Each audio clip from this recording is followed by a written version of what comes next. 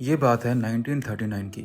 इस time Soviet soldiers का group बर्फीले जंगलों में से गुजर रहा होता है। इस टाइम विंटर वॉर लगी होती है और ये सोल्जर्स चुपके से फिनलैंड में घुसने की तैयारी कर रहे होते हैं। सोवियत सोल्जर्स का ग्रुप आगे बढ़ ही रहा होता है कि सामने जंगल में से एक तेज फ्लैशलाइट जैसी चीज दिखाई देती है और इसी लाइट के दिखने के साथ ही एक सोल्जर नीचे गिर जाता है। ये देखते ही मेन हेड सोल्जर्स को नीचे झुकने के लिए बोलता है। ये सुनकर ही सारे सोल्जर्स नीचे झुक जाते हैं और अपने आप को कवर कर लेते हैं। लेकिन इसी दौरान दूर से एक फायर की आवाज आती है और एक और सोल्जर नीचे गिर जाता है। ये देखकर सारे सोल्जर अपने आप को कवर कर लेते हैं और कोई भी सोल्जर बाहर नहीं निकलता। ये सारे फायर जंगल में व्हाइट स्नो कोट पहने एक आदमी कर रहा होता है। ये आदमी फिनलैंड की मिलिट्री का एक बेस्ट स्नाइपर होता है जो कि आराम से इस जंगल में बैठकर सोवियत सोल्जर्स को फिनलैंड में घुसने से रोकता है। इस आदमी का नाम होता है सीमो हाया, जिससे एक कोड नेम से भी बुलाया जाता है जो कि है द व्हाइट डेथ। सीमो एक फार्मर होता है जिसे फार्मिंग करने के साथ साथ शिकार करना बहुत पसंद था।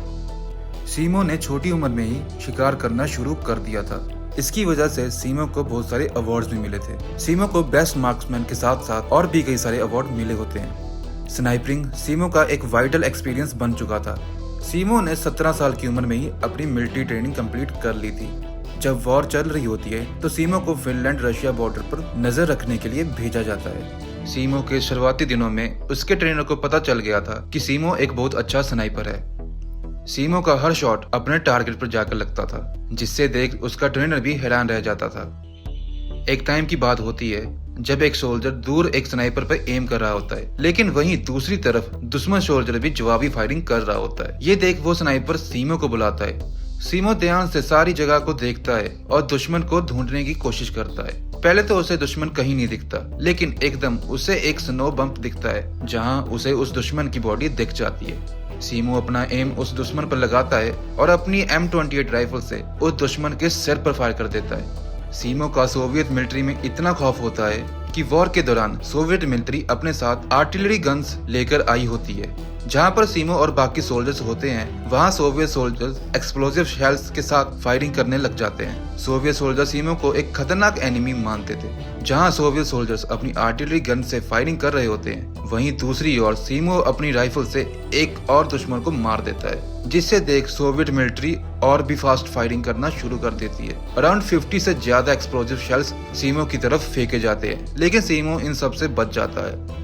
सीमो कभी भी फायरिंग के दौरान किसी स्कोप का यूज नहीं करता, बल्कि वो हमेशा अपनी तेज नजरों से दुश्मन को ढूंढकर उसे मारता है। सीमो का कहना होता है कि अगर वो इस स्कोप को यूज करेगा तो दुश्मनों को उसके स्कोप की रिफ्लेक्शन से उसकी लोकेशन पता लग सकती है। इवन उसने कई बार अपने दुश्मनों को भी इसी वजह से मारा है। सीमो अपने आप को गर्म रखने के लिए बहुत सारे गर्म कपड़े पहन कर रखता है। इवन वो एक पेड़ के नीचे अपने आप को बर्फ से छुपा कर रखता है और इसके साथ साथ सीमो अपने मुंह में बर्फ रखता है ताकि उसकी गर्म सांस से उसकी लोकेशन का पता ना लग पाए। ये सब कर सीमो अपने आप को दुश्मनों से बचा कर रखता था। सीमो घंटों घंटों तक ऐसे ही अपने आप को छुपा कर रखता था और जब भी उसे दुश्मन दिखता था वो उसी वक्त अपना निशाना लगा दुश्मन पर फायरिंग कर देता था।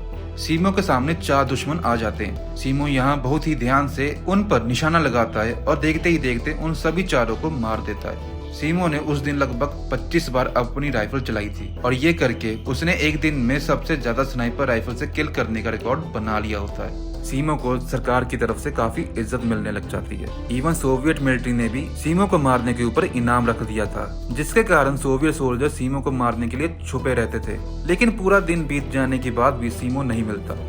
इतना इंतजार करने के बाद भी सीमो का ना मिलने के कारण ये सोल्जर्स वापस अपने बेस में जाने लग जाते हैं। लेकिन यही सीमो इन सोवियत सोल्जर्स को बिना किसी देरी के अपनी स्नाइपर से मार देता है। इन द एंड ऑफ 1940 सीमो को सरकार की तरफ से 200 दुश्मनों को मारने की वजह से सम्मानित किया जाता है। सीमो को एक कस्टमाइज्ड स्नाइपर राइफल भी दी जाती है जो कि स्पेशल सीमो के लिए बनाई जाती है। लेकिन सीमो इस स्नाइपर की जगह अपनी पुरानी मार्क्समैन राइफल ही यूज करता है। इसके बाद सीमो अपनी पुरानी राइफल से ही लगभग 100 दिनों में 500 दुश्मनों को मार देता है। इसके बाद सीमो अपनी कहानी सुनाता है और कहता है कि एक दिन उन्हें जंगलों में दुश्मनों से लड़ने के लिए भेजा जाता है। जितने भी सोल्जर्स होते हैं वो सब दुश्मनों के बेस पर हमला कर देते हैं। दुश्मन और उनमें लगभग 200-300 मीटर का अंतर होगा।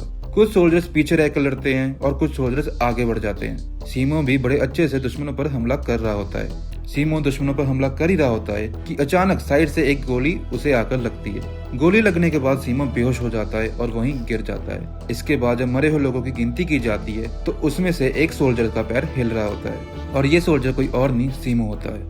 ये देख सभी को अलर्ट कर दिया जाता है और सीमो को उसी वक्त हॉस्पिटल में भेज दिया जाता है। सीमो लगभग 3 मंथ तक कोमा में रहता है। इवन सीमो का एक साइड का चेहरे पर गोली लगने की वजह से उसकी टोटल 26 सर्जरी होती है। सीमो का जॉ साइड एरिया पूरी तरह से खत्म हो गया था। इसके बाद सीमो मिलिट्री से रिटायर हो जाता है और वो अपनी जिंदगी अपने घर पर रहकर गुजारता है। सीमो कहता है कि उसे फर्क नहीं पड़ता कि सामने वाला दुश्मन कौन है, चाहे वो कोई नॉर्मल सोल्जर हो या फिर कोई हाई कमांडर।